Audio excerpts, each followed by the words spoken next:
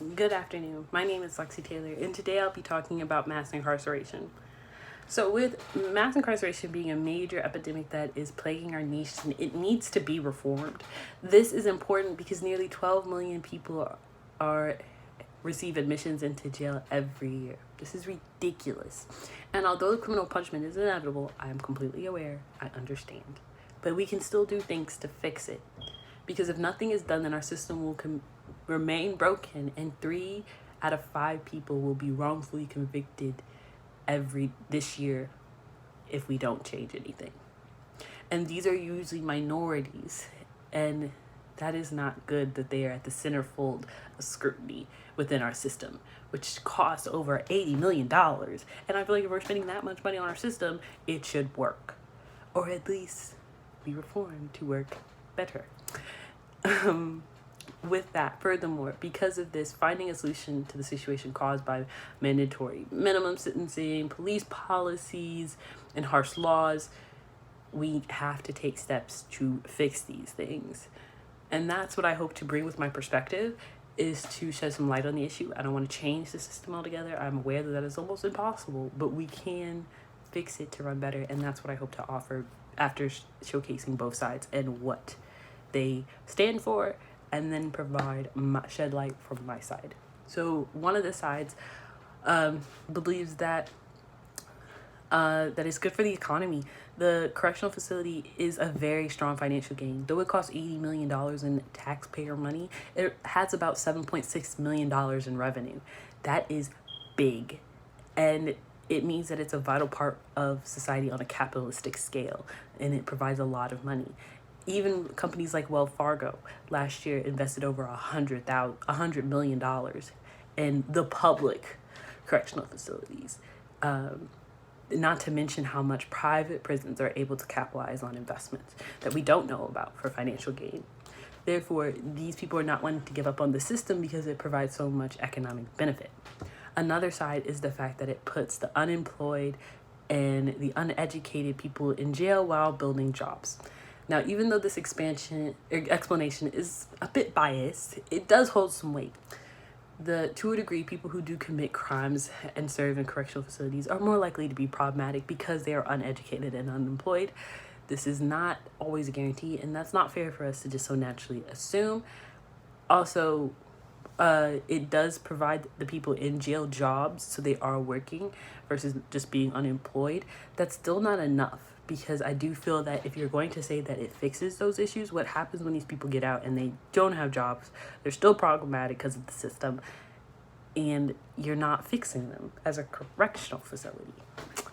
Another reason mass incarceration, or people are for it, is because it serves as a warning. It serves as a message to deter crime. The whole point of the system is to send a message to say that these behaviors aren't acceptable in society, and I am completely understanding of that. That makes complete sense. It's supposed to act as a deterrent so other people don't feel like they can do the same. And that is respectable. That is how many societies have ran, that if they show a punishment, people are less likely to commit a crime. People who are against it, though, say that there are some reasons for it. And those reasons come from the fact that it does have a morality issue. And that's not right. The fact that people are profiting off of mass incarceration sends the wrong message to society. It reinforces maintaining and increasing the number of inmates of prisoners for profit. And if the system is supposed to provide all the benefits as above by helping society, then why is it not helping these people when they get out?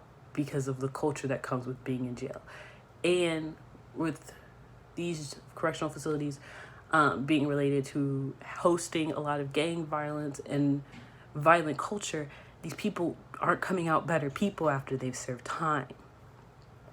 Another reason people are against mass incarceration is because it mostly targets minorities, African Americans, who usually come from low income, high crime areas.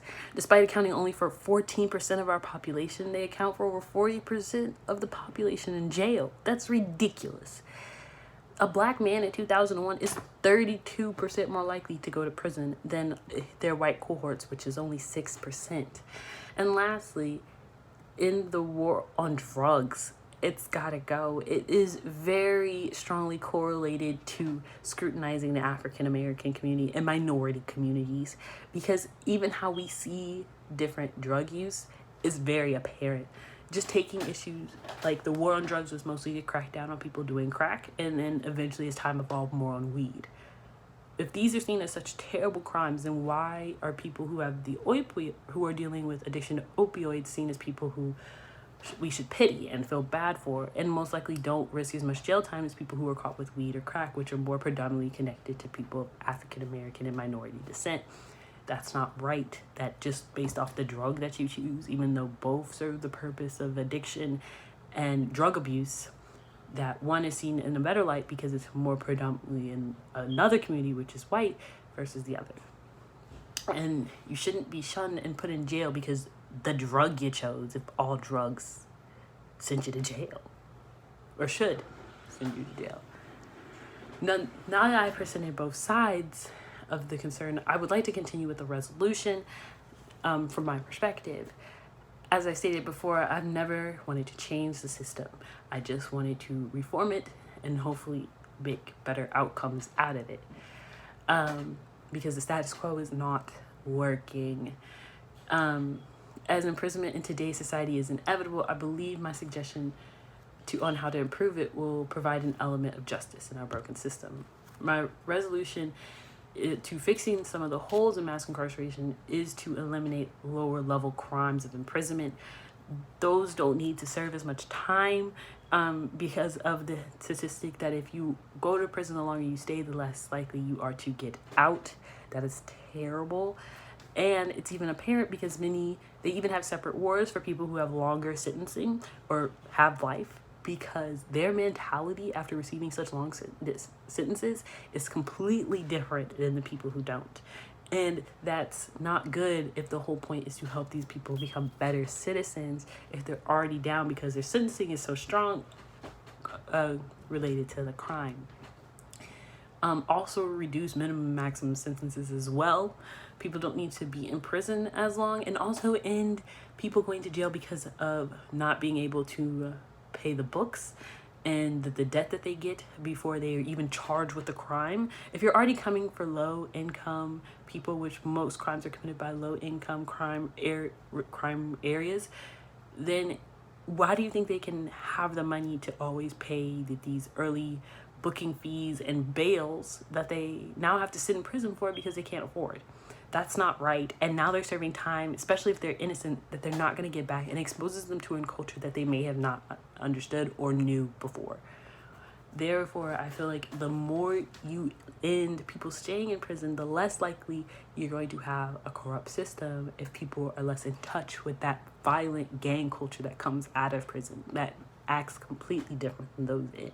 People are still going to go to jail, but how we continue to put people in jail, that's where we can fix things. And if we can keep them out, even better. Thank you.